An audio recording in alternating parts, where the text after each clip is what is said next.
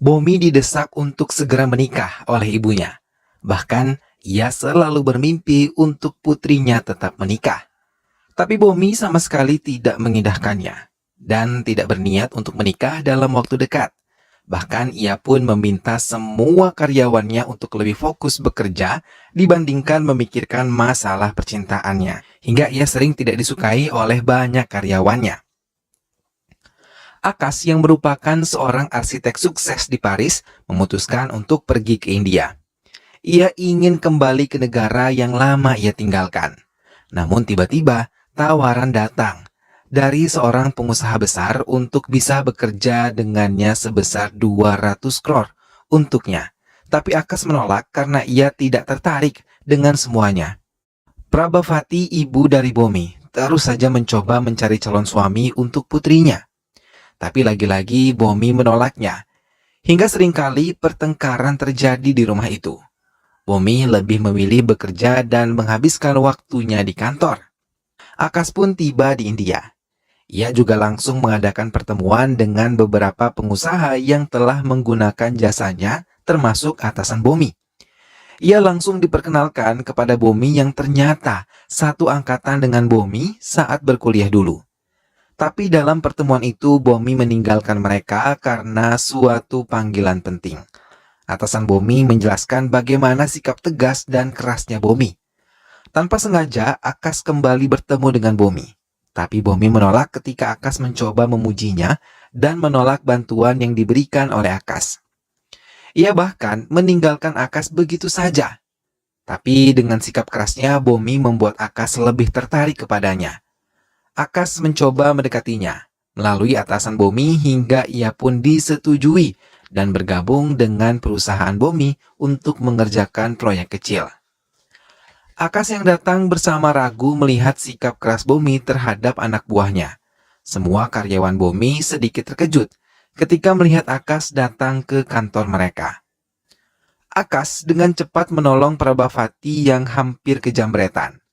Melihat Akas, ia mulai tertarik dan mulai menceritakan tentang Bomi yang tidak ingin segera menikah. Akas yang sudah bekerja sama dengan Bomi mulai menyadari kalau beberapa karyawannya tengah saling jatuh cinta dan saling memiliki hubungan. Tapi ia sedikit terkejut ketika tahu Bomi tidak menyukainya. Atasan Bomi terus mencoba mendekatkan Bomi dengan Akas, tapi semua usahanya selalu gagal. Bomi terus menghindari Akas.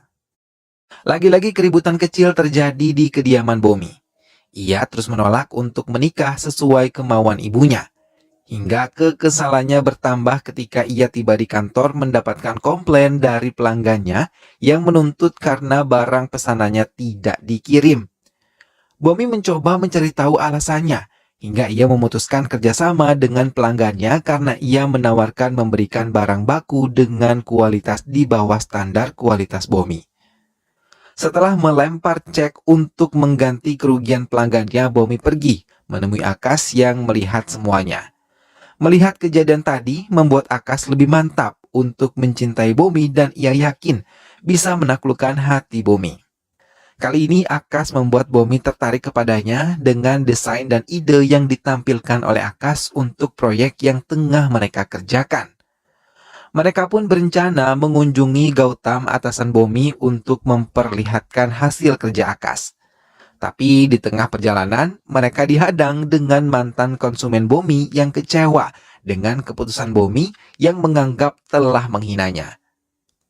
Kash meminta Bomi untuk masuk ke mobil, sementara ia menyelesaikan mereka yang punya niat jahat untuk Bomi.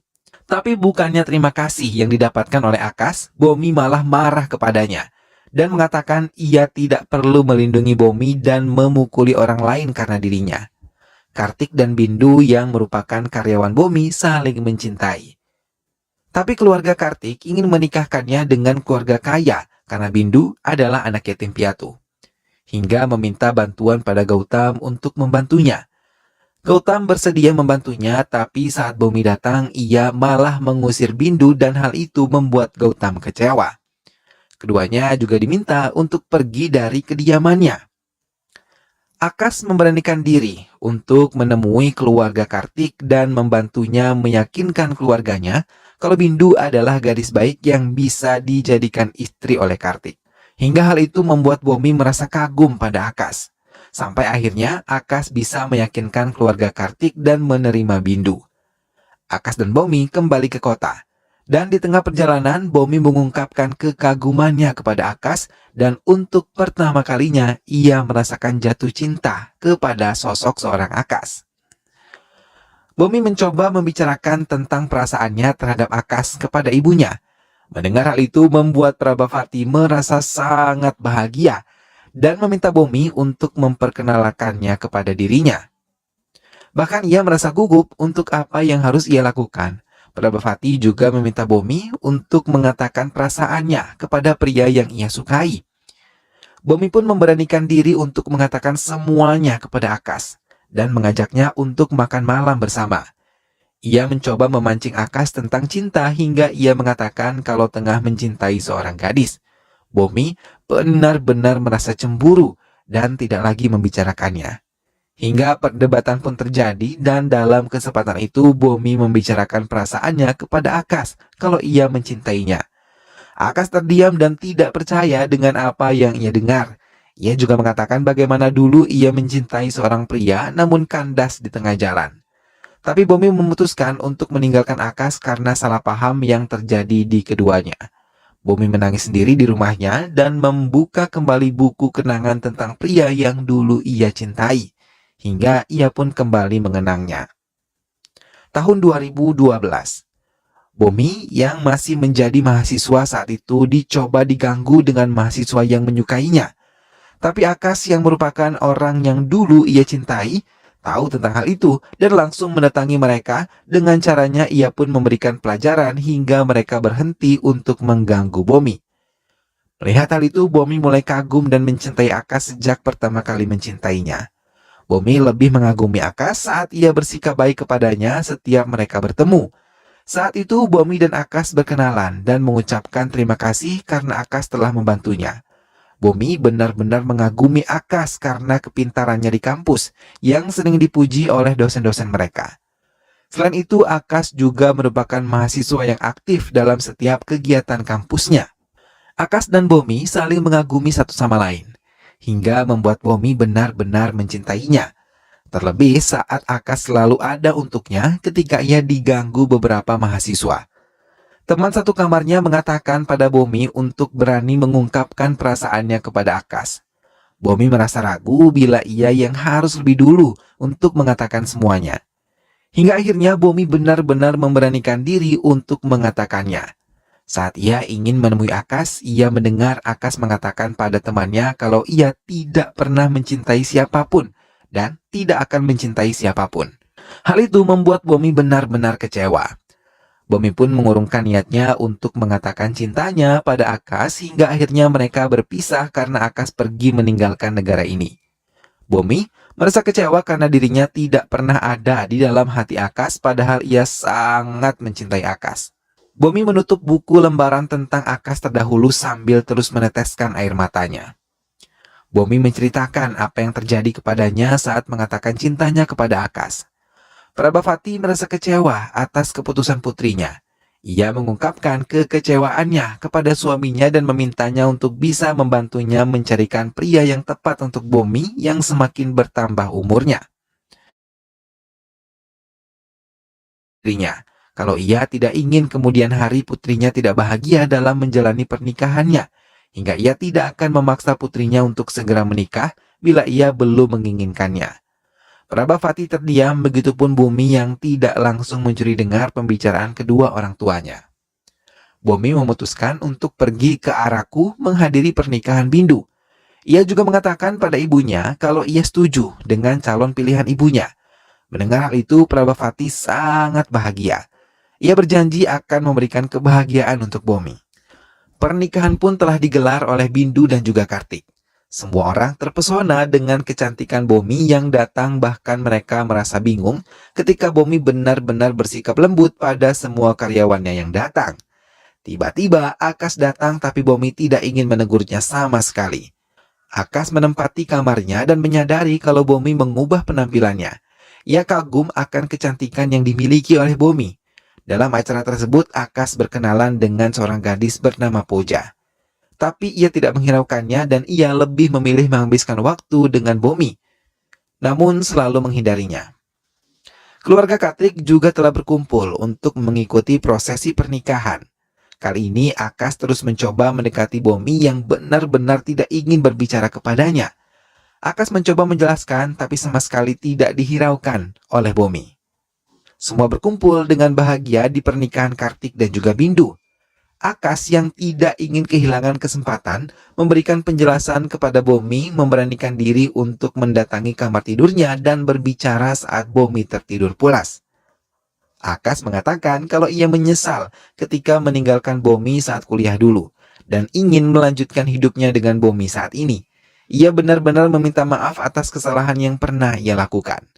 Gautam yang melihat hal itu membuat Akas menjelaskan semua kesalahan yang pernah ia perbuat saat masih duduk di bangku kuliah dulu. Prabhavati terus mengirimkan foto agar bisa dipilih oleh putrinya menjadi calon suaminya. Tapi Bomi yang masih mencintai Akas mencoba mengalihkan pembicaraan ibunya. Tak lama ayahnya menelpon dan meminta keyakinan pada putrinya untuk bisa menerima calon suami yang diajukan ibunya. Ia tidak mau putrinya kecewa. Bomi hanya bisa terdiam dan tidak bisa mengatakan apapun. Sudah 7 hari Bomi berada di Aruku.